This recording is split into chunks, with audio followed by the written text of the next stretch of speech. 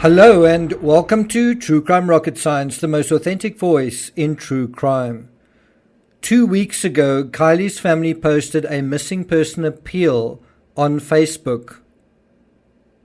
Since then, silence. Jagger Westfall, Kiely's ex-boyfriend, has remembered Kiely on Instagram. The last image posted is of a sunset. Gabby Petito's family 1 year later are remembering her with lights, candles, and #the light remains. Is that the right way to grieve? Post someone on social media and move on. Look at a photo and move on. Grief happens to be a lot more complicated. Whether you forgive or decide to move on, grief lingers. Why is that? What's happening to us when we grieve? Bonding, child rearing. We love people who have died. Where's the social utility in that? Where is the social utility in loving people or still caring about people who have died? And so, how does one process grief? Before we get to that, if you haven't subscribed to the channel, please do like, share, leave a comment. Thanks to the hundreds of you who have subscribed over the last few days. And let's get started. So, grief is complicated. If you're searching for answers online on this issue, literally searching Google for how to grieve, you might get some dry, unhelpful analysis like this from the New York Times. Quote, studies suggest that after 6 to 12 months, about 10% of bereaved people have not begun to function better. They get stuck in what's called complicated grief. They stay completely preoccupied with loss and persistent yearning and remain socially withdrawn. End quote. Yes, I think grief can be complicated, and I think sometimes, often grieving extends beyond the sell-by date identified here as 6 to 12 months. In my 30s, I mourned a breakup for 3 years. I wish I could have grieved less, but grief doesn't always let go, no matter how much you wish it would. 2 months after Gabby Petito died, I lost my best friend in a horrific accident. 10 months later, I still feel the loss. I'm still painfully aware of the absence. In modern life, we are taught to tout our successes and hide our failures. On social media, we celebrate the good days on the top of the mountain, but when the days are dark, we slink away and hide. And so, because so few show themselves weak or vulnerable or unhappy, when we find ourselves dreadfully exposed to a chill wind, we are in an alien world, powerless to do anything about it. We feel ourselves completely alone because no one else communicates about it, and so we don't either. When death is constantly hidden or not spoken about, when it strikes someone close to you, as it eventually must, the blow hits us hard, rattles our cage, shakes us to the very core.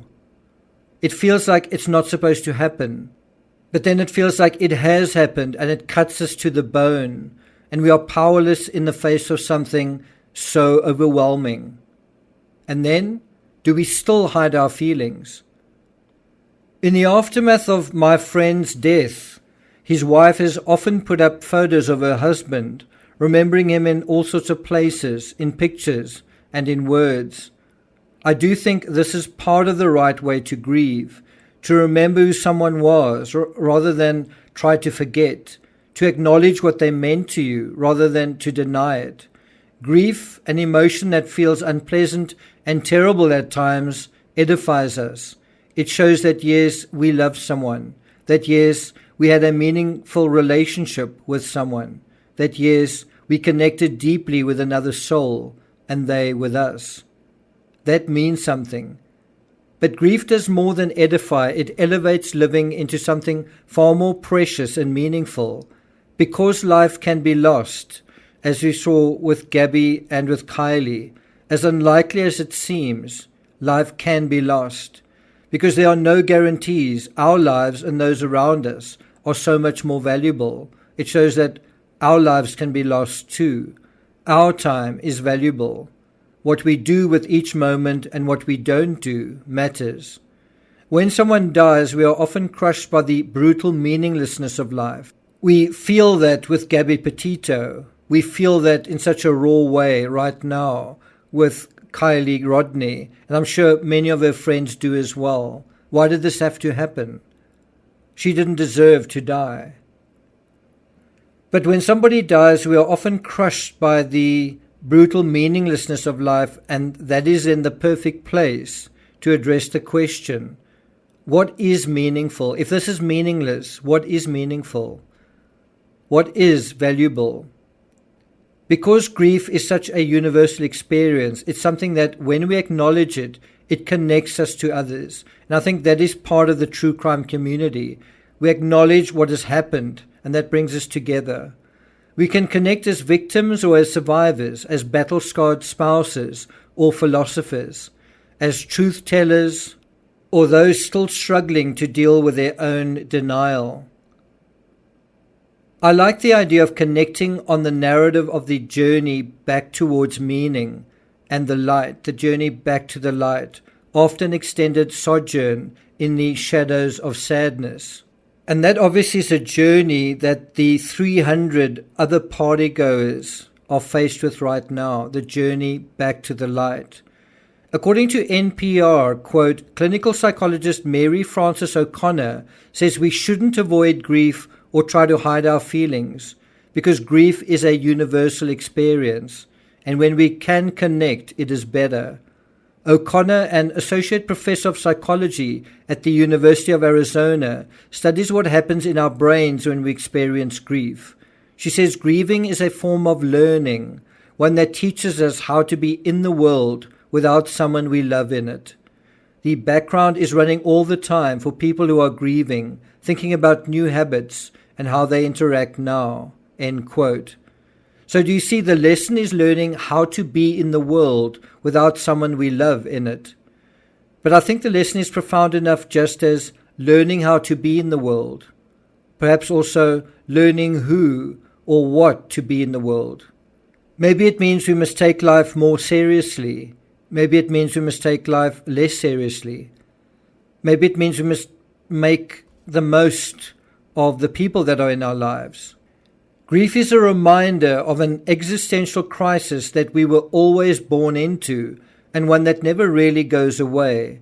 It's just a process of remembering it, and we can choose to remember it when we lose someone or when we lose ourselves. And that brings us to true crime versus reality. In true crime, I often feel like we play with difficult concepts in an almost hypothetical sense. I often feel like we are trying to test our ability to either deal with reality or run away from it. Death, yes, but also the problem of evil. Innocence, yes, but also jealousy, greed, inadequacy, fear, and narcissism. Is it enough in true crime to cycle from one true crime case to the next, trying to find out what happened? The Kiely Rodney case is barely over before the next hashtag somebody's name starts trending. Each of these lives lost is like a tear in the fabric of society, and tears add up. Do we ever heal from these tears, or do we end up broken and torn?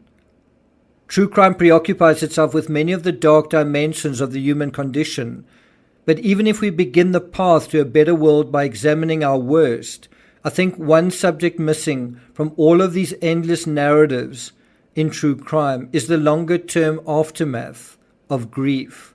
How do we deal with grief? And so I want to offer a few potential solutions to that here, a few ideas, a few constructive ideas on how to come back to life after death. How to get back into the sun after being in the shade. Now, when grief is raw, when death is recent and real and permanent, it can feel unbearable. In a society geared to giving us whatever we want whenever we want it, there is strangely and horribly no instant cure, no insta-salve for grief. Grief lingers. When we try to get advice on it, to avoid it, to escape it, there doesn't seem to be any advice at hand. Are we supposed to read a book? Grief lingers. It never really goes away. Kiely's passing, for the hundreds of teenagers who were there, celebrating life rather than ruin, have been shocked to find that in the middle of fairy tales, in the middle of a party, in the middle of a celebration, tragedies can and do happen. In fact, nightmares are part of the same coin that fairy tales are made of. Since the passing of Kiely Rodney and Gabby Petito, reality seems to recede, and as it does, so does our learning experience. So does our sense of what is meaningful. If these two youngsters were stepping into their lives, finding their place on the American substrate, we also recognize how one's place can be lost. This can be due to bad luck, bad people, crime, the entropy of our society, or simply the sun and the moon going down at the end of a summer's day, beside a shimmering reservoir. I want to leave you with two analogies to grief and grieving. At the end of summer this year, about 6 months ago in South Africa, I planted 2 young peach trees, side by side.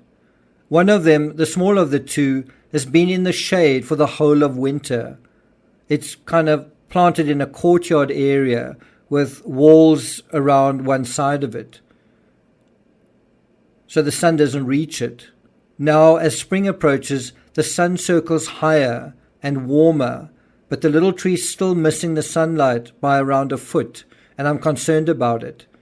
It needs to grow to the light in order to live. Peach trees need full sun to live and to bear fruit. Does the smaller tree know where the sun is?